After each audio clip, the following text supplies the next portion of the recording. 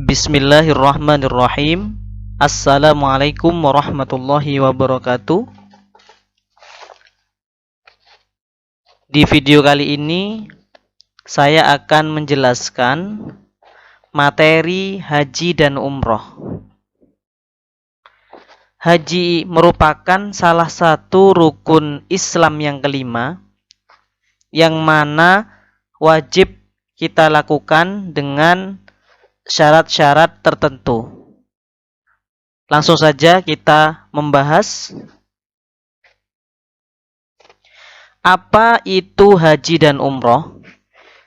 Haji secara bahasa artinya tujuan.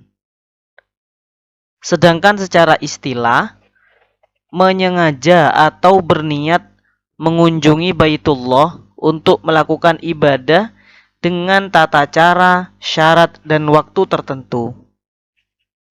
Nah, sedangkan umroh secara bahasa itu berarti tambahan.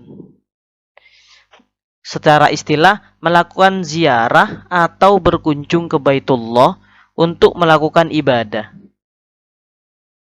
Jadi ibadah kesimpulannya, ibadah haji dan umroh adalah ibadah yang hampir sama, baik syaratnya, rukunnya, wajib, sunnah, dan hal-hal yang dilarang di dalamnya.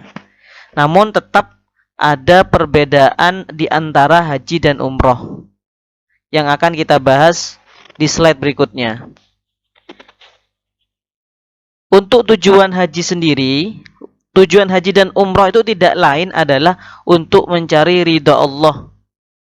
Ridha Allah dan taqarrub ilallah, mendekatkan diri kepadanya.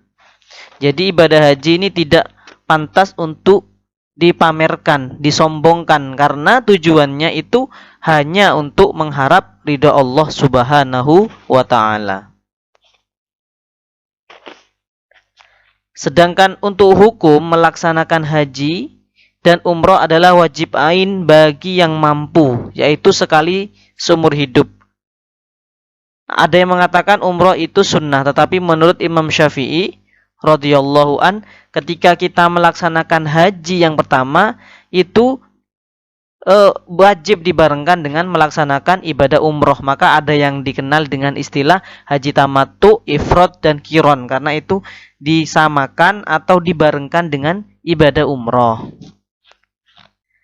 Selanjutnya tadi disebutkan di situ adalah mampu. Mampu dalam hal apa dalam melaksanakan haji? Yang pertama, mampu secara fisik, yaitu sehat jasmani dan rohani. Orang yang sakit, orang yang sudah tua renta, sudah tidak mampu secara fisik untuk melaksanakan ibadah haji maupun umroh, maka tidak wajib. Kemudian yang kedua, mampu secara finansial atau keuangan.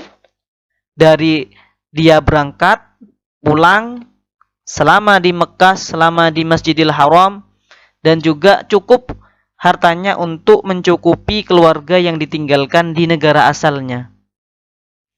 Dan yang ketiga, mampu di sini adalah aman atau keselamatannya terjamin. Jadi ini definisi atau perincian dari kata mampu tadi.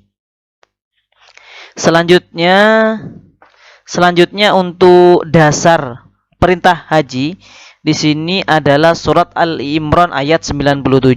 Kenapa segala ibadah itu diwajibkan? Ada yang diwajibkan. Segala sesuatu yang diwajibkan Allah itu tercantum di dalam Al-Quranul Karim. Dan sesuatu yang diharamkan itu juga dilarang di Al-Quranul Karim. Termasuk haji. Di sini haji itu ada di dalam Al-Quran, perintah untuk melaksanakan haji. Maka hukum melaksanakan haji adalah wajib karena itu merupakan perintah. Di sini surat Ali Imran ayat 97, A'udzubillahi minasyaitonirrajim. Bismillahirrahmanirrahim. Fihi ayatum bayyinatum maqamu Ibrahim. Di sana atau di Masjidil Haram itu ada tanda-tanda yang jelas bagi orang yang beriman. Di antaranya adalah adanya maqam Ibrahim.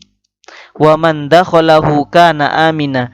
Barang siapa yang memasuki Baitullah, amanlah dia, akan dijamin oleh Allah keamanannya. Walillahi 'alan nasi hajjul baiti Man istata'a ilaihi sabila.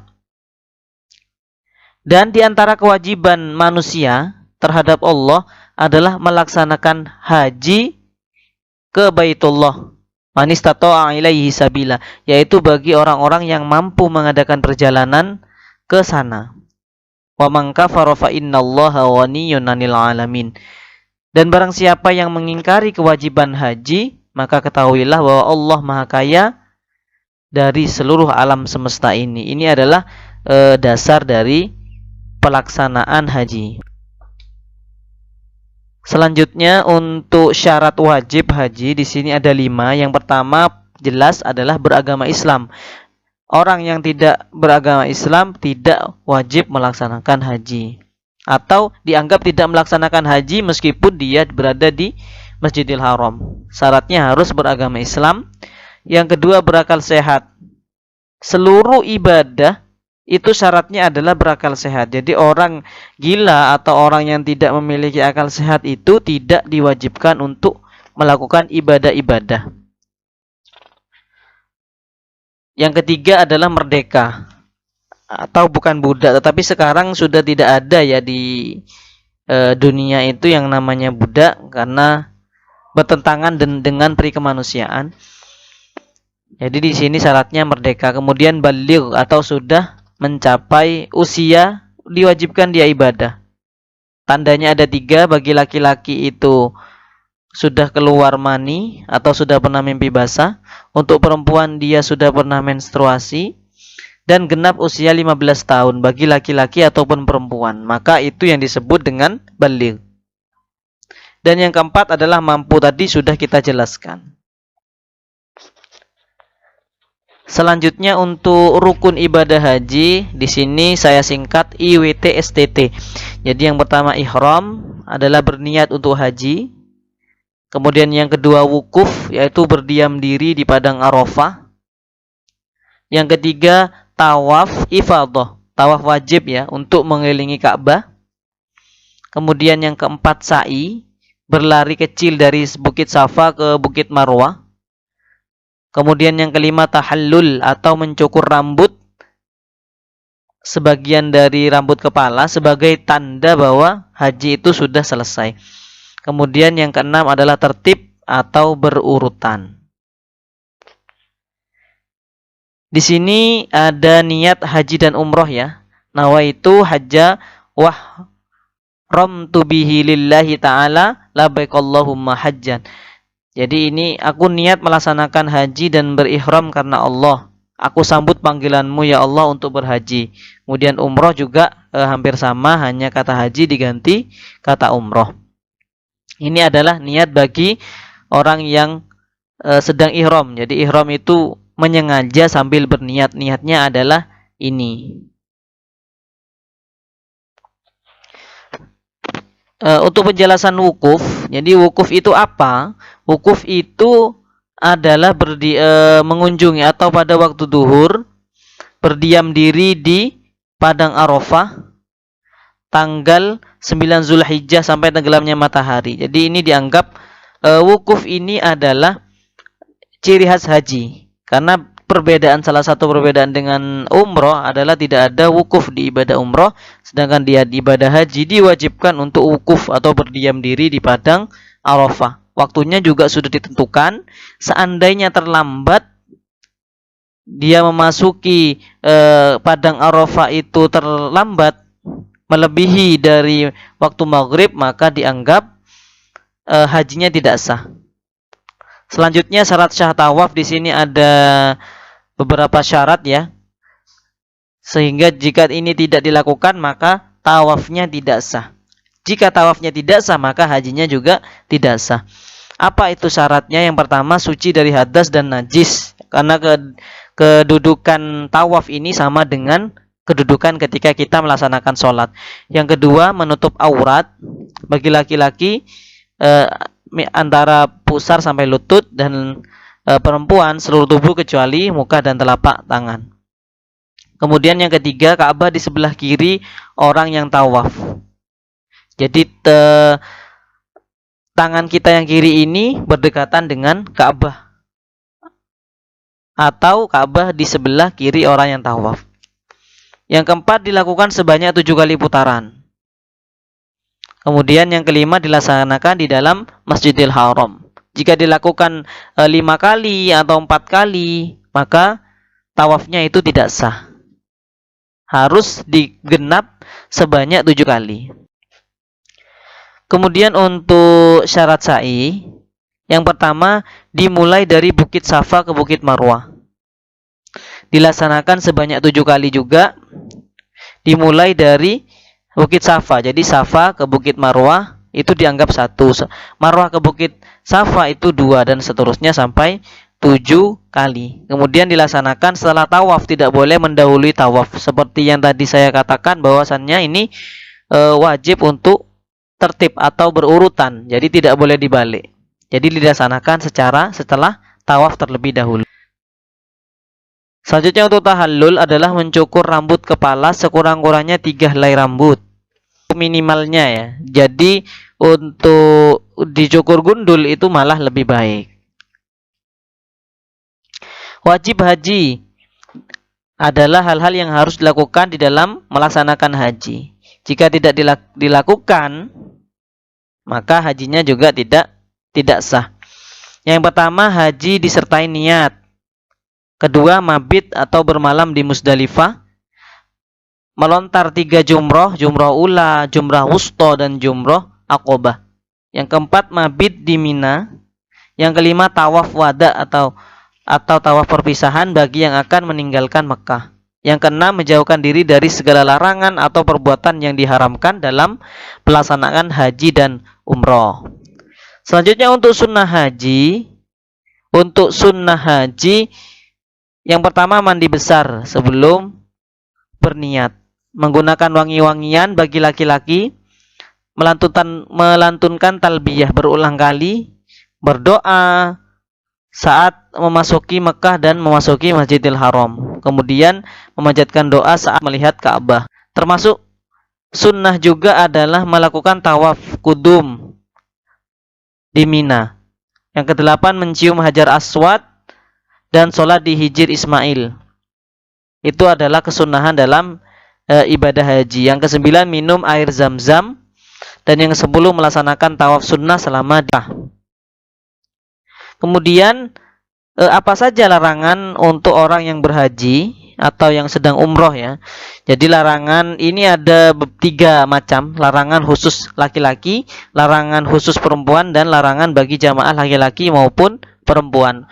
Untuk larangan bagi laki-laki, jadi dilarang yang pertama memakai pakaian yang dijahit seperti kaos, kemeja ataupun celana. Ini tidak boleh bagi laki-laki. Memakai sepatu atau alas kaki yang menutupi mata kaki. Jadi mata kaki harus terlihat jelas. Dan yang ketiga, menutup kepala atau menggunakan topi. Ini tidak boleh dilakukan oleh jamaah laki-laki. Untuk jamaah perempuan, saat melaksanakan ibadah umroh atau haji, dilarang untuk mengenakan kaos tangan yang menutup telapak tangan dan menutup muka atau menggunakan cadar. Jadi tidak boleh menggunakan cadar ketika pelaksanaan haji dan umroh. Kemudian untuk larangan haji dan umroh bagi laki-laki atau perempuan yang berlaku secara umum ya. Yang pertama, memotong kuku dan mencukur atau mencabut bulu badan. Ini tidak boleh. Berburu atau mengganggu binatang ataupun juga membunuh binatang dengan cara apapun itu juga tidak boleh. Yang ketiga, nikah. Menikahkan atau meminang wanita untuk nikah ini tidak boleh dilaksanakan ketika pelaksanaan ibadah haji atau umroh. Kemudian bercumbu atau bersetubuh, mencaci maki atau bertengkar. Wala jidala fil haji, tidak boleh mencaci, bertengkar ataupun mengucapkan kata-kata kotor. Yang kelima, memotong pepohonan. Nah, yang terakhir ini bagaimana, apa itu perbedaan haji dan umroh? Jadi perbedaan haji dan umroh itu ada beberapa aspek. Untuk waktu ya, haji itu mulai bulan Syawal sampai Dzulhijjah. Jadi waktunya tertentu. Tidak boleh dilaksanakan di luar bulan ini. Kemudian untuk umroh itu bebas, kapan saja bisa melaksanakan umroh. Kemudian niatnya juga berbeda ya. Niat haji dan niat umroh tadi sudah saya jelaskan. Kemudian untuk rukun itu ini juga sudah saya jelaskan bahwasannya di ibadah haji tidak di ibadah umroh tidak ada wukuf di Arafah, sedangkan di dalam pelaksanaan ibadah haji itu ada wukuf di Arafah.